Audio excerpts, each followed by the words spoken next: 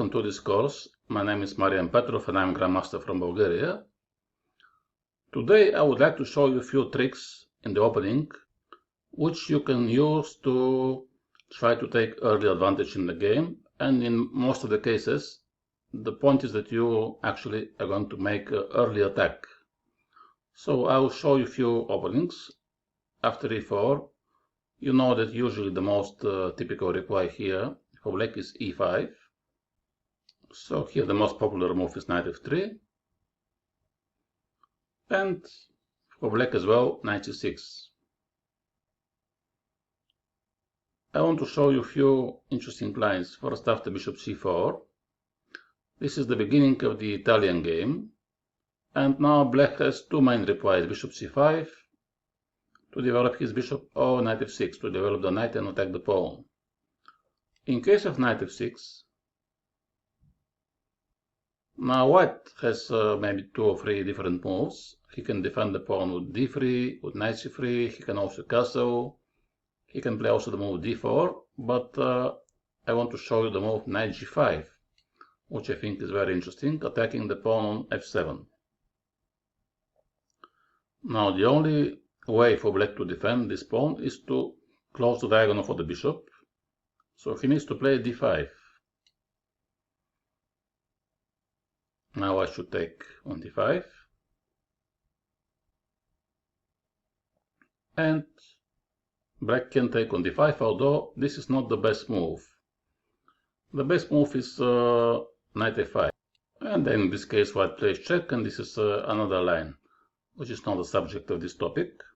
So I want to show you the move knight takes d5, which seems quite normal. Black is taking the pawn, now he's attacking as well the knight on g5. So what to do for white? What was the point of going forward to the knight if now we have to retreat because he's attacked with the queen? What to do? Here there are two good moves for white, one more complicated and one more simple. The most complicated move, which many people believe that he is winning, and he indeed gives white a big advantage, is knight f7. So why we are giving the knight away? Because after king takes, white plays queen f3 check. And now if black wants to defend the knight, he has to go to e6. So white plays knight c3, which is very well, attacking the knight. And now there are two possibilities for black, knight e7 and knight b4. But this is one of the typical ways in which sometimes when we are attacking and we want to keep the king in the center, we need to sacrifice some material in order to do this. And of course this is sometimes very risky, because if black manages to defend, then white will be with the piece down. So let's see here this move, which looks very interesting, knight to b4, defending the knight and attacking on c2. So here white has tried many moves, from castle to d4 to bishop to b3 to queen e4, but I want to show you here the move a3, which looks a bit quite strange. Not only we're not defending the pawn on c2, but we're inviting actually the black knight to take this pawn and to give us check and to win the rook. So why would you do this? This game was played actually at a very high level at the Olympiad between Alexei Shirov and Szymanowski's. So Shirov is well known with his attacking skills, and obviously he has analyzed this line, because now black indeed took on c2, king on d1, and now black has to take the rook. So in the moment it looks very bad for white, because his king is in the center as well, and he's also rook and piece down. So most people now would take with the bishop here on d5, because maybe they think that this is very dangerous. So after bishop here, you want to deliver queen f7 check, for example, but the black king can go to d6, and then it's not so clear now what is going on. So Shirov decided to take with the knight, even this is not immediate check, but now white wants to deliver discovered check. So he wants to play knight c7 to take the rook, or knight b6 or knight f6.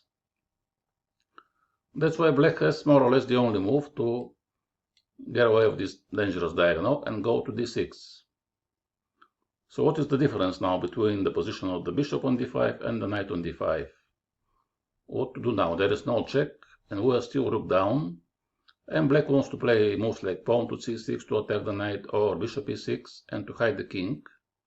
So white has to act very quickly, and one of the most common, let's say, rules in case where you're attacking the king in the middle, like the black king, is to try to open as many files and diagonals you can, and to activate very quickly all your pieces.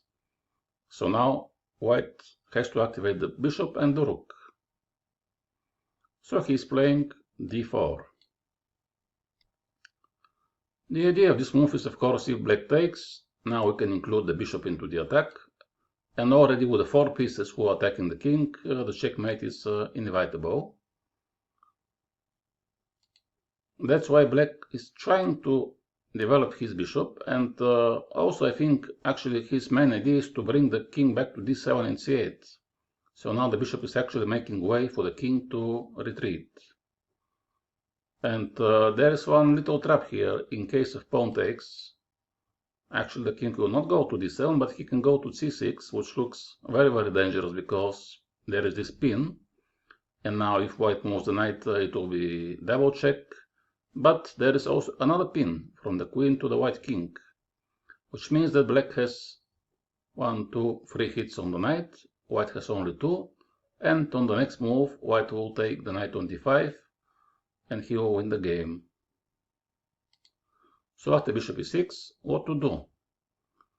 Of course, like I said earlier, Shirov is a very good player, and he has a very good opening preparation as well, especially in such a line.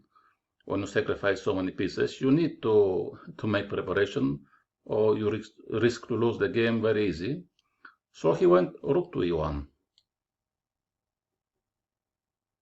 And actually he wants to take with the rook on e5. After this, to bring the bishop to f4, and to actually then the rook also will participate into the attack. So there will be 5 pieces against the king, and maybe the bishop is helping a little bit.